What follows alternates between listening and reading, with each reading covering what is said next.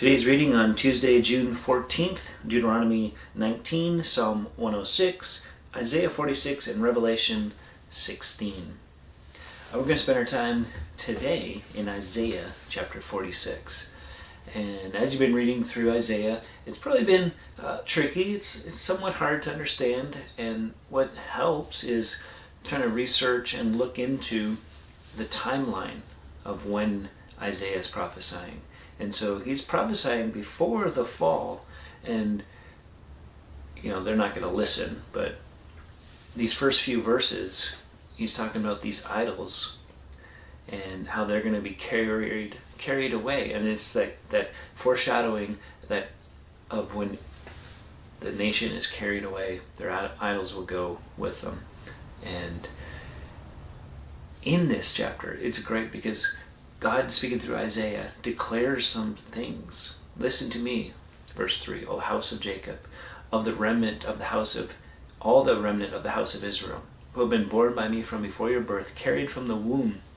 Even to your old age I am he, and to gray hairs I will carry you. I have made, I will bear, I will carry, and will save.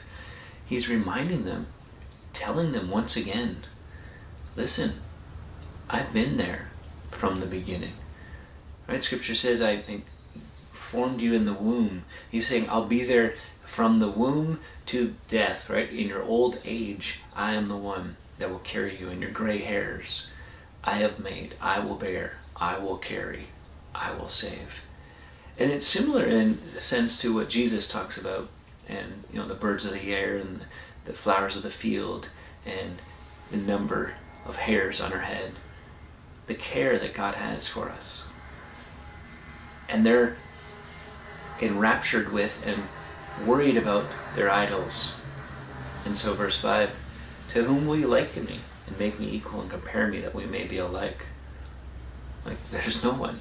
Those who lavish gold from the purse and weigh out silver in the scales, hire a goldsmith, and he makes it into a god, and they fall down in worship. They lift it to their shoulders, they carry it, they set it in its place, it stands there, it cannot move. If one cries to it, it does not answer or save him from his trouble.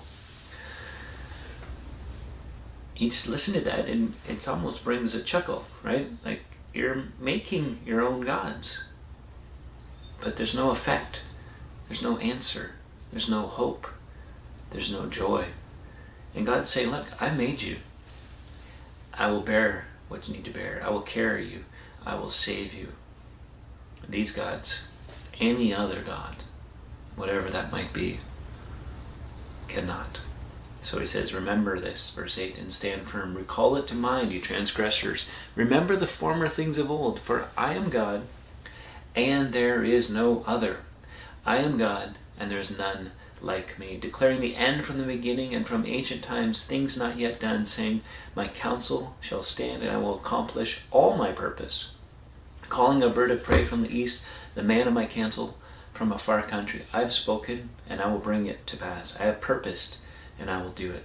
Listen to me, you stubborn of heart, you who are far from righteousness. I bring near my righteousness, it is not far off. My salvation will not delay. I will put salvation in Zion for Israel, my glory. There is hope. Hope is found in the Messiah and in Jesus. And he's saying, I'm God. There's no one else. There's none like me. Right? It's not a case of I've one of many gods. I'm the best out of all the options. There's no one else who can declare the end from the beginning. Things not yet done, but will be. My purposes, he says. My purpose, my plan. It will be accomplished. Now, there's a certain sense of should have been relief. Should have been like, yeah, we need to stick with Yahweh, the Almighty. And yet, like many of us, we get locked into our lives and into our things. And so we want God to bless what we're doing, but we forget that his counsel, his purpose will stand in for our lives. And so it stands to reason, don't be stubborn of heart. We don't have to be far off trying to bring our own righteousness to the table. It's his righteousness we stand and live in. He brings salvation. Walk with him. Allow his purpose to be fulfilled in and through your life, in and through my life. Till next time, keep growing little by little.